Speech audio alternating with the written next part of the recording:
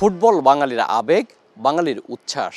এই ফুটবলকেই এগিয়ে নিতে বাংলাদেশ ফুটবল ফেডারেশনের দুর্নীতিবাজ কর্মকর্তাদের পদত্যাগ দাবি করেন সাবেক ফুটবলাররা। সাধারণ মানুষ কি ভাবছেন এ নিয়ে এটিএন নিউজের নিয়মিত আয়োজন আমাদের কথার আজকের পর্ব। স্বাগত জানাচ্ছি আমি মুজাহিদুল ইসলাম। এ বিষয়ে আমরা সাধারণ মানুষের মতামত জানব, তবে তার আগে চলুন দেখে আসি এটিএন নিউজে প্রচারিত একটি প্রতিবেদন। বৃহস্পতিবার সকাল 11টা জাতীয় প্রেস ক্লাব সরগরম 70, 80 ও 90-এর দশকের দেশের ফুটবলের বড় বড় তারকাদের পদচারণায়। তারা আসেন নিজেদের ক্ষোভের কথা তুলে ধরতে। সেটার প্রতিফলন দেখতে পাই ফিফার মাধ্যমে। ফিফার তদন্তে বাংলাদেশ ফুটবল ফেডারেশনের কর্তাদের বড় ধরনের আর্থিক জালিয়াতি ধরা পড়ে গত বছর। অধিকতর তদন্তে ফেঁসে গেছেন সিনিয়র সহসভাপতি আব্দুস সালাম মুর্শেদী। প্রায় 13 লাখ টাকা জরিমানা গুনতে হবে তাকে। ওদিকে আবু নাইম সোহাগের নিষেধাজ্ঞা বাড়ার পাশাপাশি বেড়েছে জরিমানাও। এ নিয়েই ক্ষুব্ধ সাবেক ফুটবলার শামসুল আলম মঞ্জু। প্রেসিডেন্ট যিনি আছেন বিএফএফ এর, ইনি তো সবসময় কাউকে না কাউকে ট্যাগ করে নেয়। এইবার বোধহয় গত ইলেকশনে একজন ব্যবসায়ীকে আনছেন। টাকার কাছে আমাদের ফুটবল জিম্মি। বাংলাদেশের ফুটবলকে বাঁচাতে হবে, তাইলে আপনাদেরও এগিয়ে আসা উচিত। এটা যে শুধু ফুটবলারদের দায়িত্ব তা না, এটা সবারই দায়িত্ব। সাবেক ফুটবলারদের দাবি, এত বড় কেলেঙ্কারির দায় কোনোভাবেই এড়াতে পারেন না বর্তমান সভাপতি। ফুটবল বাঁচাতে তার পদত্যাগের বিকল্প নেই।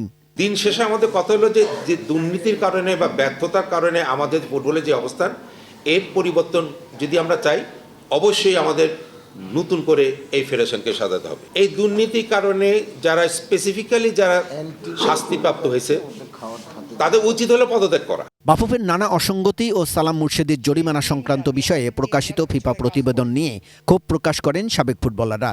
তাদের অভিযোগ, গত 16 বছরে কাজী সালাউদ্দিনের নেতৃত্বে বাফুফে দেশের ফুটবলকে নিয়ে গেছে খাদের কিনারায়। এক সপ্তাহ আগে যাকে 13 লক্ষ টাকা ফাইন করেছে, মানে সে দোষী সাব্যস্ত, এবং তারা কে কে সাইন করেছে সেটাও দেওয়া আছে।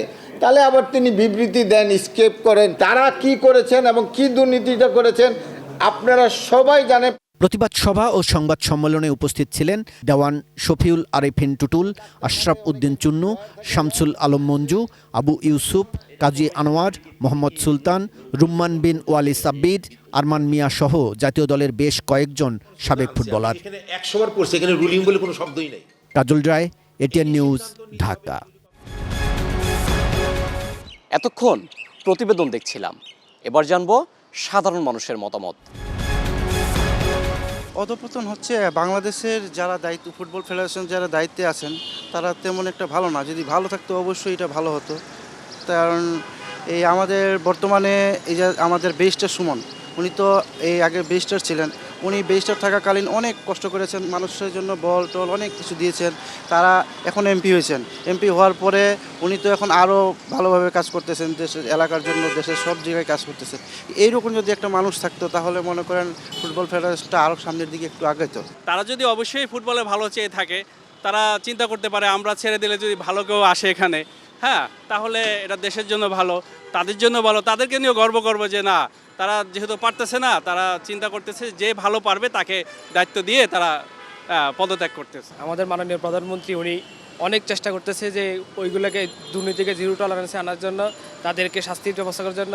সেই ক্ষেত্রে ফুটবল ফেডারেশনে যেহেতু যারা দুর্নীতির সাথে জড়িত আছে, আমরা আশা করব অবশ্যই তাদেরকে পদত্যাগ করে যারা সত্য নিষ্ঠার সাথে আছে বা সাবেক ফুটবলার, ওদেরকে অবশ্যই পদবহাল করা উচিত। আমিও চাই তারা অবিলম্বে পদত্যাগ করুক এবং বাংলাদেশের ফুটবলটার অতীত গৌরব ফিরে আসুক, যেটা এক সময় আমরা দেখতাম আবনি, মোহামেডান, ব্রাদার্স, মুক্তিযোদ্ধা, কত ভালো টিম ছিল। এখন আর সেই নাই, দর্শকও নেই।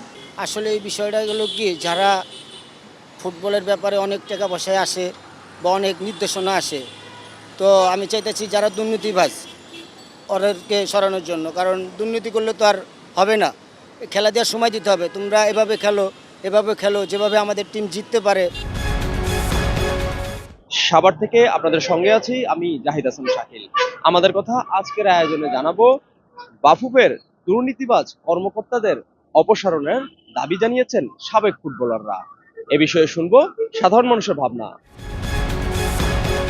আসলে আমাদের দেশের ফুটবল খেলা যেভাবে দিন দিন উঠে যাচ্ছে, হ্যাঁ, যেভাবে এটার প্রতি দুর্নীতি বাড়তেছে, হ্যাঁ, আসলে আমাদের এই বিষয়গুলোতে একটু সরকারের পদক্ষেপ নেওয়া উচিত, যাতে আমাদের ফুটবলের দিকে সরকার নজর দেয়, প্রশাসন নজর দেয়। তারা যদি সঠিক তদন্তে সঠিকভাবে যদি দুর্নীতিগ্রস্ত প্রমাণিত হয়, সেই ক্ষেত্রে তাদেরকে পরিবর্তন করে নতুন প্রজন্মদের আবার দেশের জন্য কিংবা দেখা গেছে ফুটবলের জন্য কিছু করার জন্য সুযোগ করে দেওয়াটাই আমার কাছে উত্তম মনে হয়।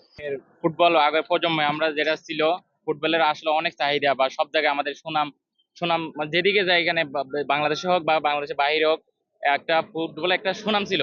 সব জায়গায় আমরা জিতে আসতাম, কাপ খেলার আগ্রহ ছিল, পোলাপানি মাঠে ঘাটে সব জায়গায় খেলার মানে একটা গিয়া ছিল সবারই।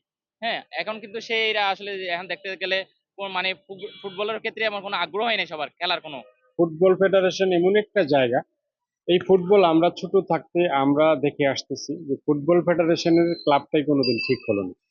এই যে সাবেক ফুটবলাররা এর বিরোধিতা করেছে বা বলেছে যে এটাতে দুর্নীতি হচ্ছে, তো আমরা চাই এই ফুটবল ফেডারেশনে ভালো কিছু লোক, ভালো কিছু ফুটবলার নিয়োগ দেওয়া হোক, যেন এই ফুটবল ফেডারেশনটি নতুন প্রজন্মের জন্য, আগামী প্রজন্মের জন্য নতুন কিছু খেলা নিয়ে যেন আসতে পারে। এই খেলা যেন আমরা দেখতে পারি। এই ফুটবল খেলা একটা স্বর্ণালী যুগে একটা স্বর্ণালী খেলা ছিল। এখনো কিন্তু ফুটবলার, দর্শক, ফুটবলারের যে জনগণ আবেগপ্রবণ, এটা আমাদের বাহিরে খেলা দেখলে আমরা বুঝি। দর্শক, এটিএন নিউজের নিয়মিত আয়োজন আমাদের কথায় আমি ময়মনসিংহ থেকে স্বাগত জানাচ্ছি আসাদুজ্জামান সুমন। আমাদের আজকের আয়োজন বাফুফের দুর্নীতিবাজ কর্মকর্তাদের অপসারণ চেয়েছেন সাবেক ফুটবলাররা। সে বিষয়ে সাধারণ মানুষ কি বলছে, সাধারণ মানুষের মতামত কি, সাধারণ মানুষের অভিব্যক্তি কি, সে বিষয়ে আমরা আজকে জানবো। চলুন জেনে আসি সাধারণ মানুষ কি বলছেন। এবং সে বিগত 15 বছরে বাংলাদেশের ফুটবলটারে একেবারে ধ্বংস করে ফেলছে।